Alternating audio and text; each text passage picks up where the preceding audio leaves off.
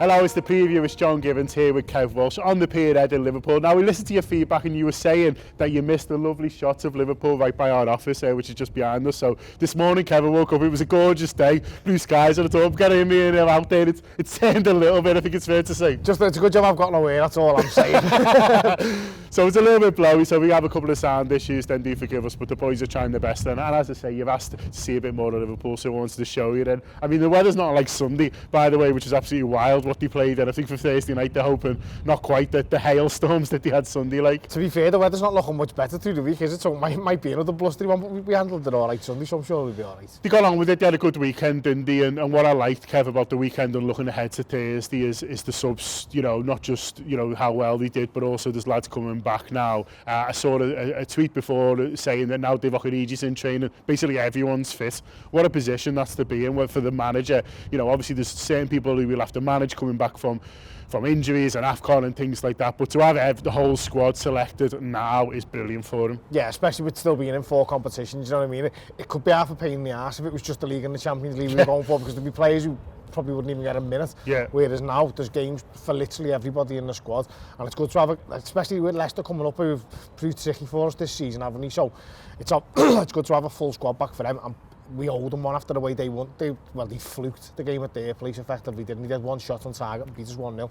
So it's nice to have everyone available and we can maybe give them a bit of a pasting because they're not in the best of form at the minute. Yeah, there's a little bit of edge to this fixture all of a sudden, isn't there? You know, it's not necessarily been there before. You know, there's been decent games between the two and things like that. And obviously they've had, you know, a fairly good team for quite a while now. But it's felt like this season, you know, with how it was in the League Cup and then going to their place in the league and stuff, there's that bit of an edge. But again, that should help us. You know, the crowd's going to be up for a Thursday night, 4 pint minimum. 4 pint minimum, yeah. On a Thursday night, everyone wants 4 pints anyway, don't you? You're nearly at the weekend, so there's no problem. You've got Brendan Rodgers coming back, who, yeah, he's done all right for Liverpool, but I'm not sure he's held in much regard. Certainly not by me anyway. He's a bit of a bluff, and he's shitting the bed a little bit at Leicester at the moment, so he needs a result. So he'll be there doing whatever he needs to do.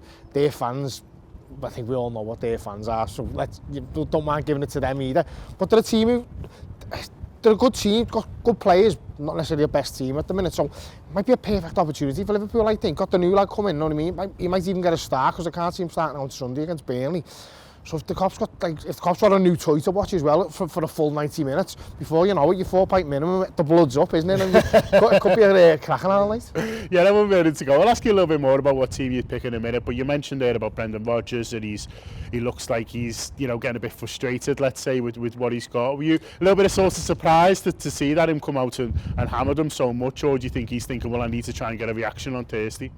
I don't think I does need to get a reaction, but I think it's more self-serving. I think he's thinking, well, there's someone's getting the blame here, and it's either the players or me, and it's not going to be me. I think, to be honest, that sort of rings true with the rest of his career. I think he's done a good job there. I don't think it's been out of this world. He won the FA Cup, which for the first time in their history, so I'm sure a lot of their fans absolutely love him for it. But it doesn't look like the players want to play for him, and I thought, I don't know, it was a bad defeat, and the players obviously didn't play well, but I think he's got to take a little bit of responsibility for that as well, and maybe get a bit of a siege mentality going with the players rather than an us and them mentality. And someone was saying, I think it was Sean saying, or Cam saying on one of the shows the other day, that when you're in a manager starts slating players like that, there's only one way it goes, because it's easy to bomb one manager. It's a lot more difficult to get to the 6, 7 and 8 first team players, isn't it? So he needs to be a little bit careful at what he's doing, but as I say, I don't hold him in any particular esteem from when he was at Liverpool, so I'd be happy for us to put our foot on his throat on Thursday and give it to him. I think it depends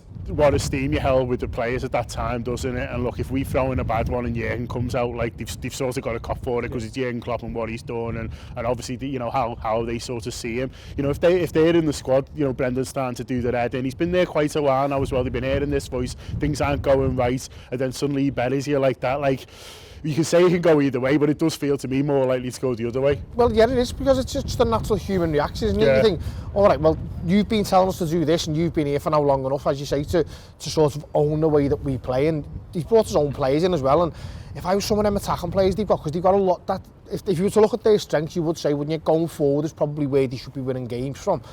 But if I was one of those forward players, I'd be looking back saying, well, if you'd have been able to pick a centre-half at any point in your career, you'd have probably been a bit more successful. But obviously, most recently, with the ones he's brought into Leicester, he's been absolutely terrible.